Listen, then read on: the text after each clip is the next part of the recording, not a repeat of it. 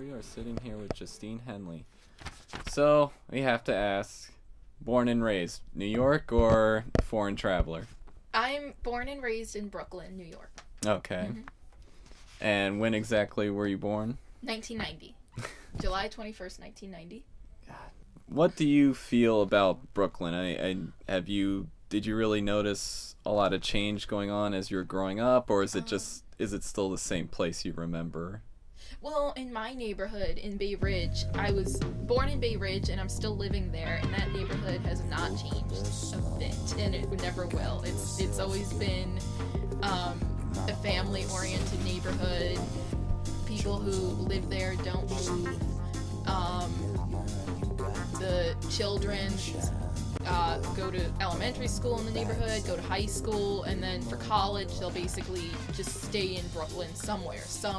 Usually a private college in Brooklyn, but they won't leave Bay Ridge. Now, do you think that the rest of Brooklyn is similar to that, or do you think kind of with the wave of gentrification that's been blowing over, Park Slope and Williamsburg and places like that, that it's going to go that route, or do you think that Bay Ridge is going to stay Bay Ridge? No, it's never gonna change. It's in a league of its own. It's so different from the rest of Brooklyn, and it's always been that way.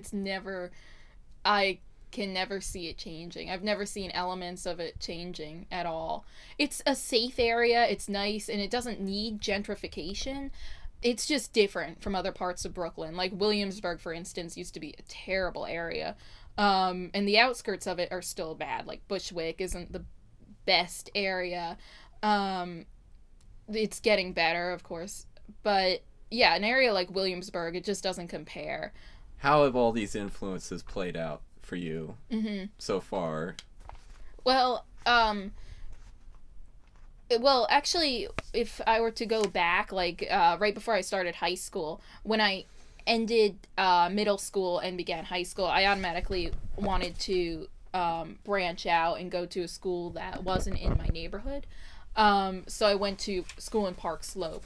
And there I met a lot of different people from all over. It was definitely more cultured, and if I had stayed in Bay Ridge, I wouldn't have experienced what I experienced then, and my life would be very different. At that time, I started branching out and going to Manhattan a lot. After school, I would just go to Manhattan.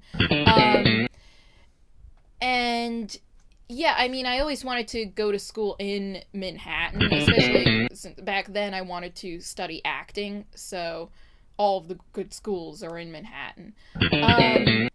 So I was constantly traveling, and I started traveling on the weekends to acting school, and then I just chose Hunter because it's in the center of everything. So you've mentioned that Hunter was the best choice. Best choice for what exactly? I guess I just liked the atmosphere of Hunter. I feel like I could get the same education as NYU for less.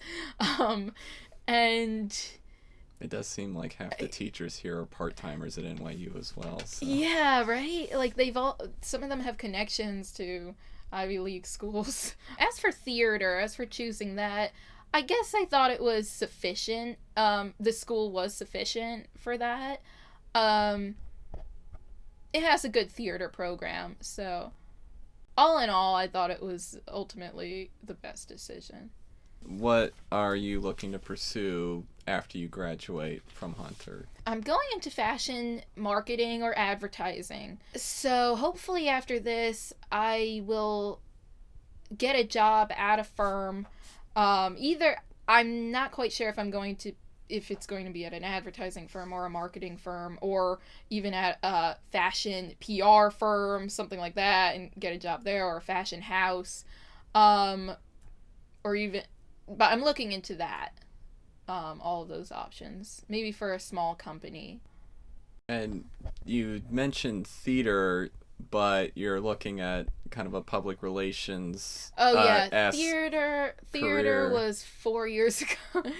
You just one day woke up and were like, you know what? I realized I'm not realizing the thespian dream. Yeah, I did it throughout high school, and then when I came here I did it for a year, and I liked it, but there's no it's too risky of a career choice.